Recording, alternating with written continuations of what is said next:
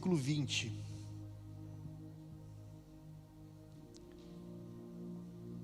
Evangelho de João, capítulo 12, a partir do versículo 20. Ok? Todos acharam? Diz assim a palavra de Deus, Ora, entre os que subiram para a adoração durante a festa, havia alguns gregos.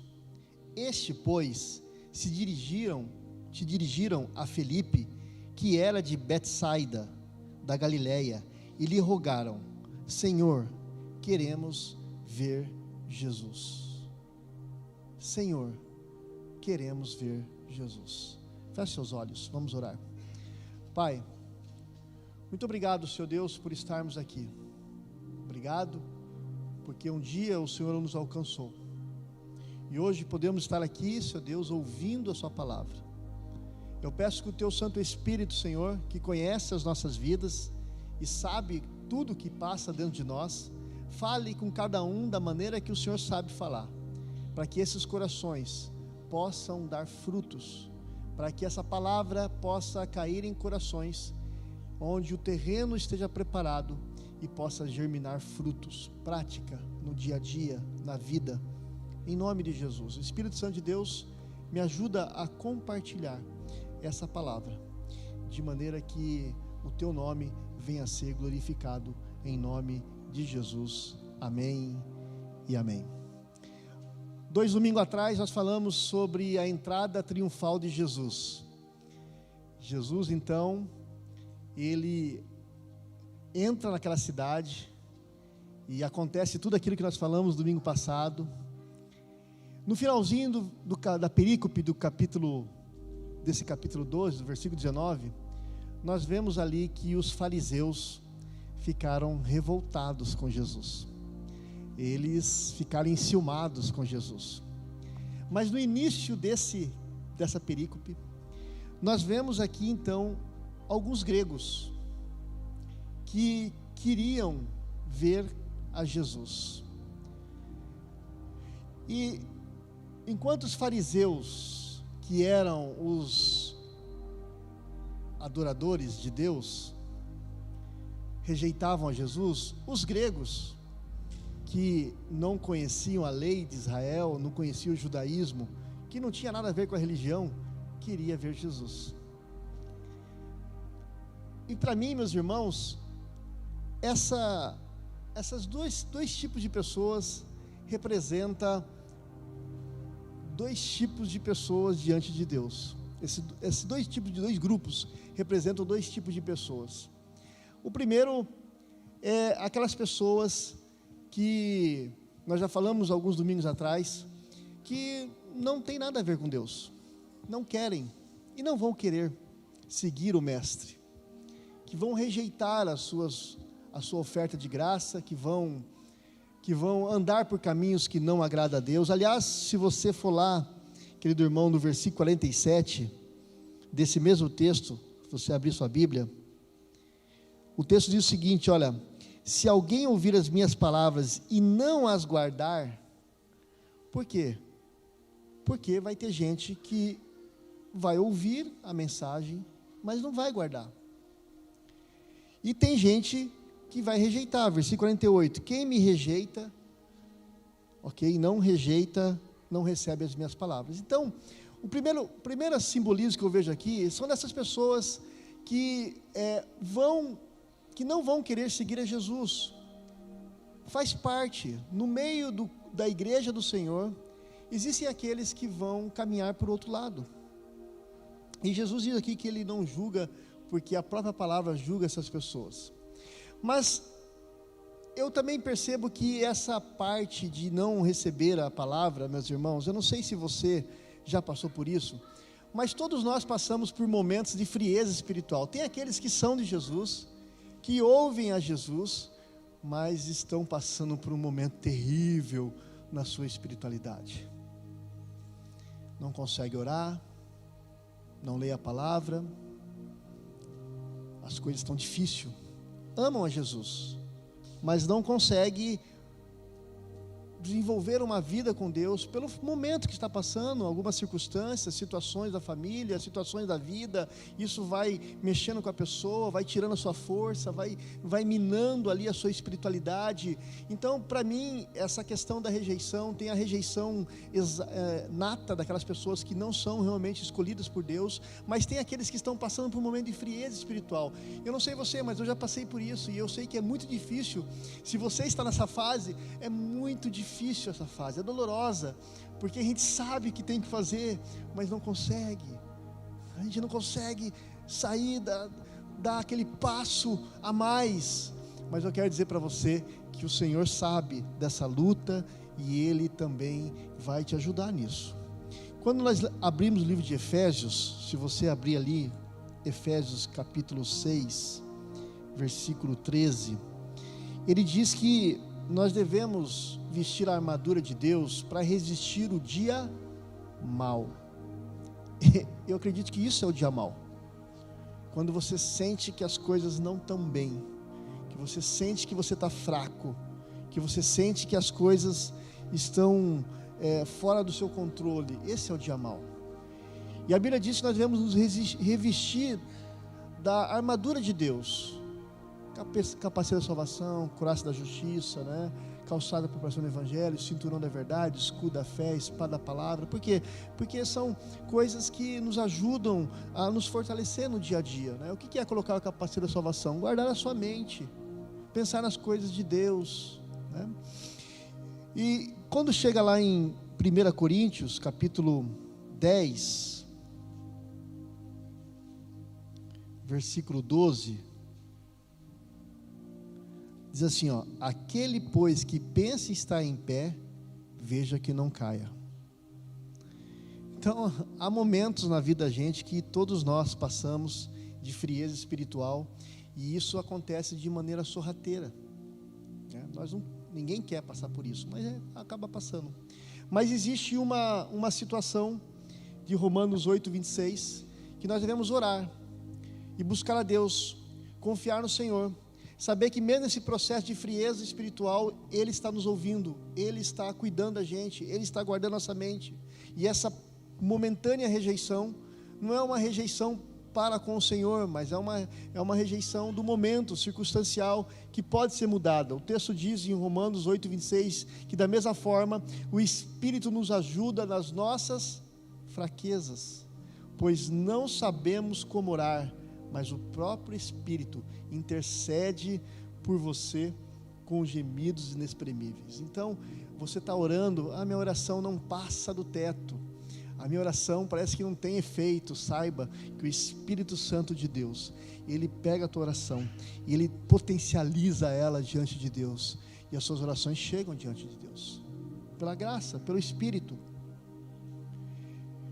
Mas o que eu quero falar mesmo essa noite não é nem isso, é sobre queremos ver Jesus.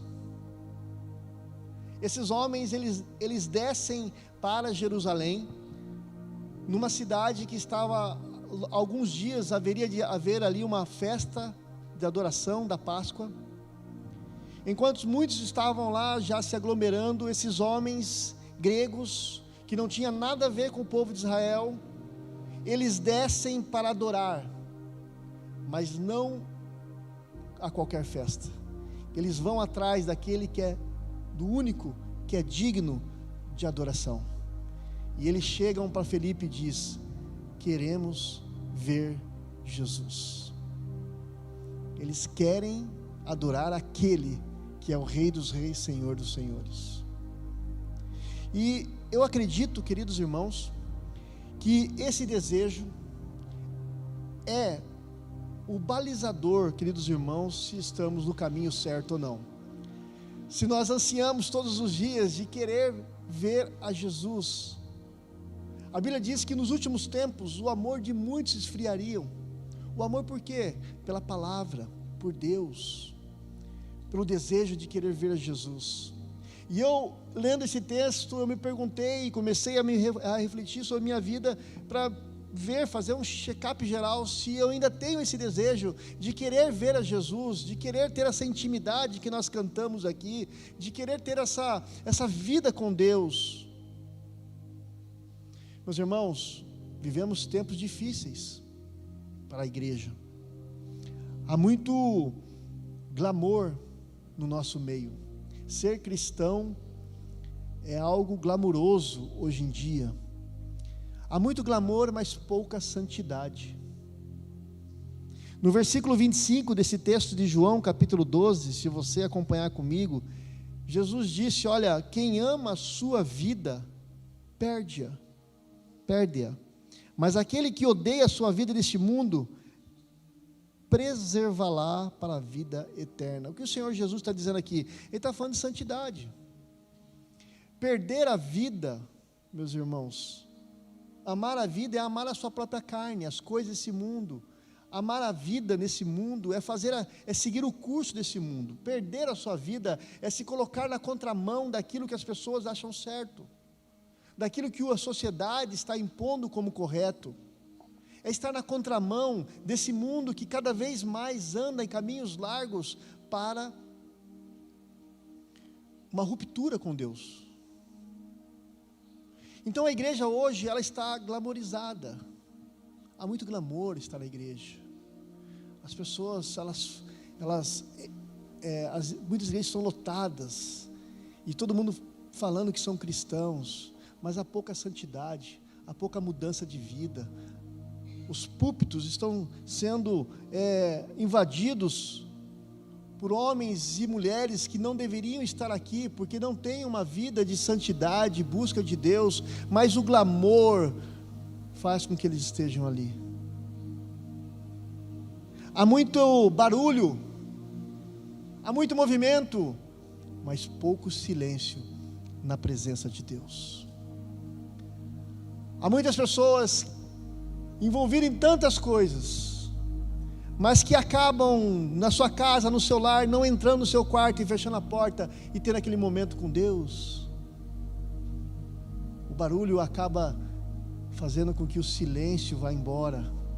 O próprio Senhor Jesus, meus irmãos, lá em Lucas capítulo 5, versículo 16, ele diz que o Senhor Jesus, ele se retirava para o monte em silêncio com Deus. O próprio Senhor Deus, o Todo-Poderoso, encarnado, veio a essa terra, e ele tinha momentos de solitude com Deus. Mas a igreja hoje, a igreja é barulhenta, é uma igreja que gosta de fazer coisas, mas é uma igreja que gosta de orar, que não gosta de orar tanto. E alguns não gostam de entrar em silêncio, porque o silêncio revela quem nós somos, como está dentro de nós. Há muita falação, mas pouca teologia.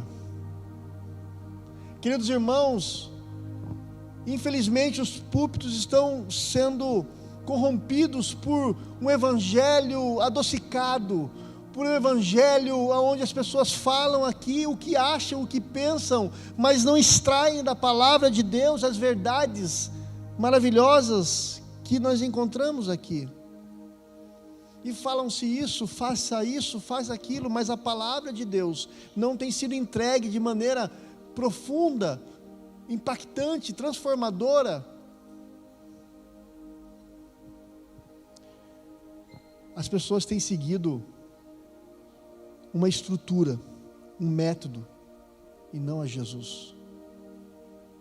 As igrejas têm se preocupado com processos, métodos para a expansão, para a sua expansão, mas Jesus tem preocupado e procurado pessoas para a expansão do reino.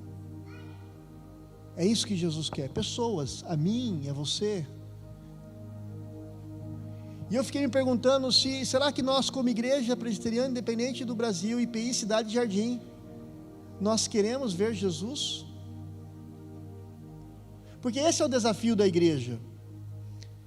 Como aqueles homens que desceram para uma festa de adoração, mas não ficaram ali, eles queriam algo diferente, algo a mais, aquilo que eles entenderam que era algo diferente. Eles foram atrás daquele que era o único digno de adoração, Jesus Cristo. Querer ver Jesus, meus irmãos, é um desafio para cada um de nós, porque não tem como nós entrarmos por esse caminho de intimidade, de comunhão com Deus, queridos irmãos, sem sairmos dessa jornada transformados, sem sairmos desse encontro modificados e mudados. Não tem como nós vermos Jesus e permanecemos no mesmo estado que estamos. Ninguém que se dispõe a entrar nesse caminho volta como era. As pessoas, meus irmãos, elas estão na igreja e elas continuam do mesmo jeito. Continua pensando da mesma maneira que estava pensando, falando as mesmas coisas que falavam quando não era convertido, agindo da mesma forma com os outros quando não era convertido. Não há mudança. Mas, queridos irmãos, o Senhor nos ama de tal forma, de tal tamanho, que Ele nos chama a vir a Ele como estamos. Mas Ele nos ama tanto, tanto, que Ele não permite que nós ficamos do jeito que chegamos. Porque não tem como ver a Jesus e caminhar com Jesus e ficar do jeito que chegamos quando não o conhecíamos. Enquanto os gregos queriam ver a Jesus, os fariseus, eles se contentavam em apenas ouvir a lei. Lá no versículo 34 de João 12, diz: replicou-lhe, pois, a multidão: nós temos ouvido da lei. Eles ouviam a lei. Ok, ouvir é importante, meus irmãos. Ouvir é algo bom, mas temos que ouvir com discernimento, porque senão, ouvir sem discernimento é algo ruim. Não basta ouvir por ouvir. Os fariseus ouviam a lei todo sábado. Ali, quando eles compartilhavam entre eles as escrituras, mas os seus corações estavam cheios de ira, de farisaísmo, de egoísmo, de ciúmes. O ouvir a lei não foi forte o bastante para mudar a vida deles. E aqui eu faço um adendo, porque muitas pessoas, e eu acho que isso é por conta do tempo que estamos vivendo, muitas pessoas acham que só porque alguém está falando sobre Deus, então deve ser ouvido. Nós estamos vivendo, meus irmãos, uma proliferação de falsos profetas. Nem tudo que se fala de Deus é de Deus. O próprio diabo usou a palavra de Deus para fazer com que Jesus saísse do seu propósito. Ele disse: olha, está escrito que o Filho do Homem, se jogar, os anjos vão vir e vão pegá-lo. E Jesus rebateu com a palavra: mas também está escrito: não atentarás o Senhor teu Deus. Queridos, tem muitos falsos profetas ensinando heresias para a igreja. Os púlpitos estão corrompidos. Esses dias eu vi um grande pregador falando o seguinte, e perceba na minha fala se você vai concordar ou não. Ele diz o seguinte: olha, vocês podem pecar, porque Jesus levou o nosso pecado na cruz. Para nós presbiterianos, ele já soou mal. É óbvio, é uma sutileza, é uma meia-verdade. Jesus levou o nosso pecado na cruz, é verdade, mas o pecado, meus irmãos, ele é um obstáculo. O pecado, ele é involuntário, ele é instintivo, por conta da nossa carne corrompida. Nós pecamos, é verdade, mas isso nos traz dor, faz mal. Nós não queremos isso. Você não pode pecar sabendo que Jesus vai te perdoar. Então, Jesus vai me perdoar mesmo, vou pecar, vou fazer. Não, isso é uma mentira. Isso aprisiona as pessoas. E assim está aos púlpitos. As pessoas vão pregando aquilo que eles querem. Os fariseus, meus irmãos, eles estavam satisfeitos com a lei, mas a lei não trazia mudança em suas vidas. A lei não livrava eles do pecado. João 3,16, meus irmãos, ele diz o seguinte, 3,6 diz: todo aquele que permanece nele não vive pecando. porque não o conheceu. Então, nós temos que lutar contra o pecado. O pecado faz parte. O pastor peca, tá, gente? Mas eu me entristeço quando eu faço. Eu peço, Deus tenha misericórdia em minha vida. Senhor, eu não quero vencer isso. Eu quero passar por isso. Eu quero glorificar o Teu nome. Eu quero honrar o Senhor nessa postura. Isso, e não é algo que eu acho que é normal.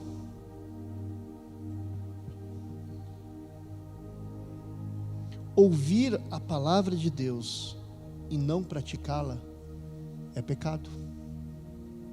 Quando você vai lá para Tiago, capítulo 1, abra comigo por gentileza, irmãos e irmãos.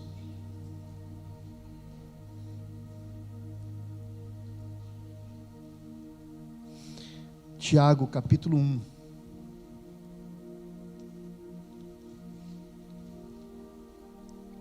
Versículo 22 a 25.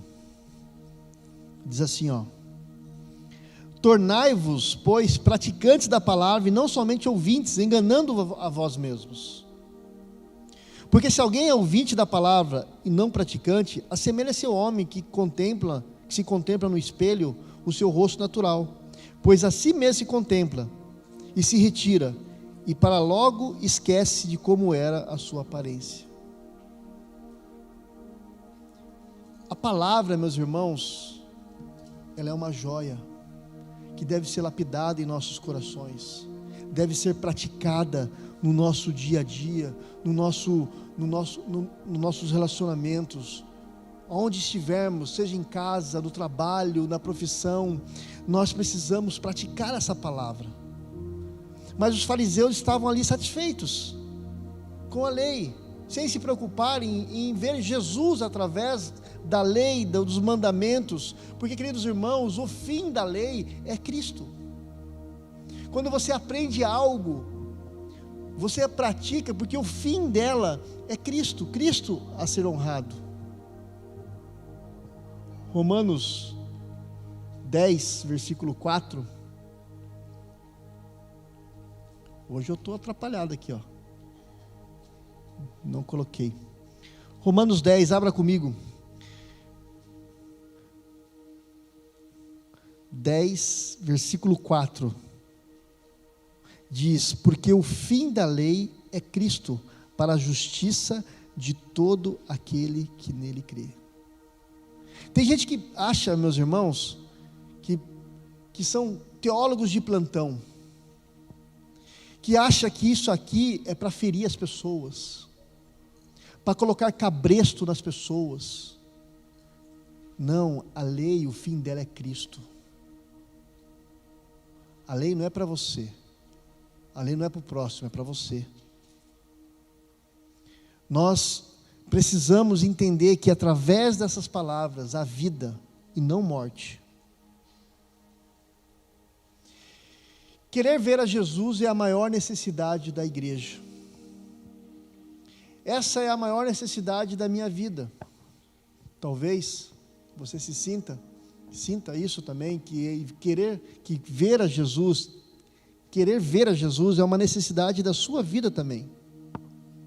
Eu não tenho pedido, meus irmãos, unção para Deus, como a gente vê algumas pessoas falar. Eu não tenho pedido autoridade para Deus, eu não tenho pedido poder para Deus, não tenho pedido crescimento da igreja para Deus. Eu tenho pedido uma visitação de Deus sobre a minha vida e sobre essa igreja. Porque se houver uma visitação de Deus, meus irmãos, vai haver um rebuliço, arrependimento, quebrantamento, uma volta ao Senhor, uma volta à palavra. Nós precisamos dessa visitação, uma visitação que traga arrependimento dos nossos pecados, uma visitação que tire aquela pessoa do estado de mornidão, de um estado sonolento da espiritualidade, para algo vivo diante de Deus. Uma visitação que faça com que a nossa postura, o nosso comportamento mude diante das pessoas. Uma visitação que faça com que os nossos corações religiosos se amoleçam e tornem-se corações voltados para Deus, com o desejo de ver Jesus. Mas para isso, meus irmãos, se isso acontecer, haverá uma renúncia do eu, do ego, né? As pessoas têm a tendência de querer que as coisas sejam feitas do jeito delas. Elas querem a primazia das coisas. Quando há uma visitação de Deus, a primeira coisa que cai é o eu. Uma renúncia do autossuficiência. Não dependo de mim, da minha inteligência, dos meus poderes, das minhas riquezas. Depende de Deus. É Deus que abre portas, é Deus que envia, é Deus que faz, é Deus que trabalha. Quando há essa visitação, há uma renúncia do controle das coisas. Tem que ser assim, tem que ser assado. Não pode comer no sábado, tem que lavar a mão no sábado, tem que guardar o sábado. Não. Quando há uma visitação, o controle está na mão de Deus. É Deus que nos sopra para lá e nos sopra para cá. É uma renúncia do autoritarismo. Eu fico triste, meus irmãos, quando eu vejo líderes colocando uma carga pesada em cima de outros, para que o seu ministério cresça, para que as coisas aconteçam, para que ele tenha um nome. Meus irmãos, a gente aqui tem responsabilidade na igreja, mas ninguém pode me acusar que eu cobro das pessoas e faço o que elas têm que fazer. Elas fazem porque elas são voluntárias, fazem porque querem, fazem o melhor. Graças a Deus aqui o pessoal faz o melhor, não preciso ficar cobrando, e não cobraria nesse sentido, porque, queridos irmãos, a obra é de Deus. Se queremos ver Jesus, nós precisamos então renunciar ao nosso eu, precisamos renunciar à nossa vida, ao nosso comodismo, conformismo, e ir em encontro desse homem, desse Deus que está com os braços abertos. A palavra do Senhor diz que Deus é galardoador daqueles que o buscam, Ele se deixa em ser encontrado. Nós precisamos disso.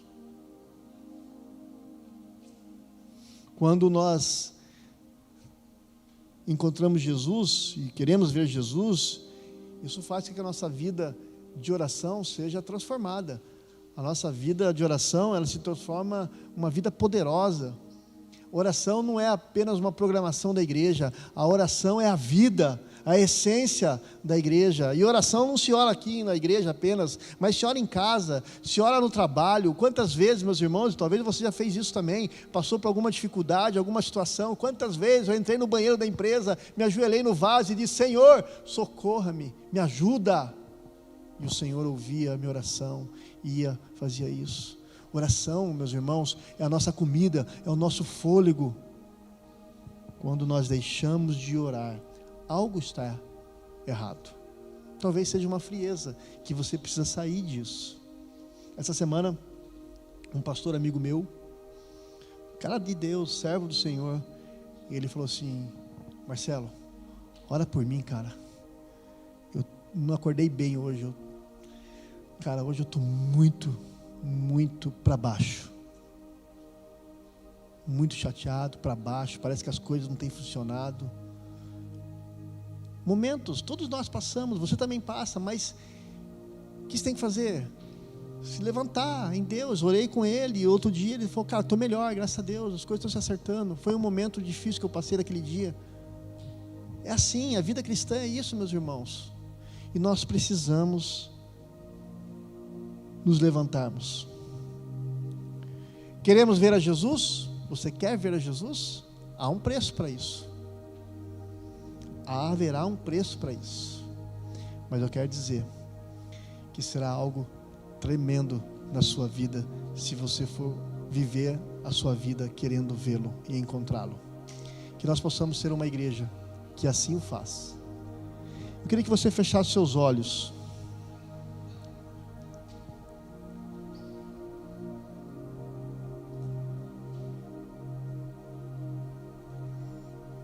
Eu não sei você, meus irmãos, mas eu estou cansado de ouvir, de ver o Evangelho sendo açucarado. O Evangelho está sendo enviado para as pessoas, colocado para as pessoas de forma que não agrida a pessoa, no sentido que ela pode escolher isso ou aquilo, mas o Evangelho não é isso. Boas novas é boas novas de mudança. Tem coisas fáceis de cumprir, coisas não tão fáceis assim, mas que mudam, que transformam as nossas vidas para melhor. Mas nós não conseguiremos sermos cristãos verdadeiros se nós não tivermos o desejo no coração, no nosso coração, todos os dias, de ver Jesus através de uma vida de oração, ver Jesus através de uma vida de santidade, de busca, de comprometimento, uma vida que possamos honrar a Deus. Talvez você esteja passando por um momento que você sabe que você precisa de algo mais. Você precisa ter esse desejo de querer ver Jesus. Eu quero orar com você. Não precisa vir aqui à frente, mas eu quero que você coloque a sua mão no seu coração e clame a Deus, dizendo: Senhor, eu quero vê-lo todos os dias da minha vida. Abre os meus olhos, abre os meus ouvidos, para que eu possa vê-lo, para que eu possa ouvi-lo. Abre, Senhor Deus, a minha mente, para que as coisas espirituais possam ser, de alguma forma, clareadas na minha vida. Deus, eu quero colocar essas pessoas diante do altar, e a mim também. E eu quero clamar, Deus, para que esses irmãos tenham uma experiência sobrenatural contigo, de forma que eles possam vê-lo, buscá-lo, diferentemente daquilo que eles estão vivendo hoje. Que eles possam sair desse lugar onde eles entraram e dar um passo a mais, e subir, Senhor Deus, na espiritualidade, numa busca ao Senhor. Deus, que eles possam ouvir a voz do Teu Santo Espírito, que eles possam, Senhor Deus, vê-lo nas coisas mais simples, ordinárias do dia a dia da vida.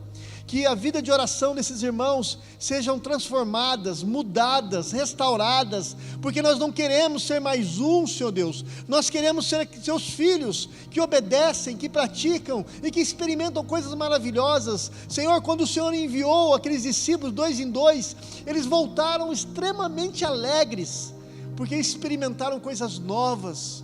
E o Senhor disse que a alegria maior é porque o nome deles estavam escritos no livro da vida. E assim, Senhor Deus, queremos também, Senhor Deus, ter esse prazer, essa alegria na caminhada cristã, na caminhada como comunidade, como igreja, no nosso ministério, naquilo que nós fomos chamados, que possamos, ó Deus, ver um Senhor agindo nessa igreja, através de nós, mas não com fardo, mas sim, Senhor Deus, com uma alegria tremenda, poderosa. Nos ajuda, Senhor Deus, molda as nossas vidas, molda os nossos corações, em nome do Senhor Jesus. Amém e amém. Amém, meus irmãos? Que possamos, correr, em busca desse propósito, querer ver Jesus todos os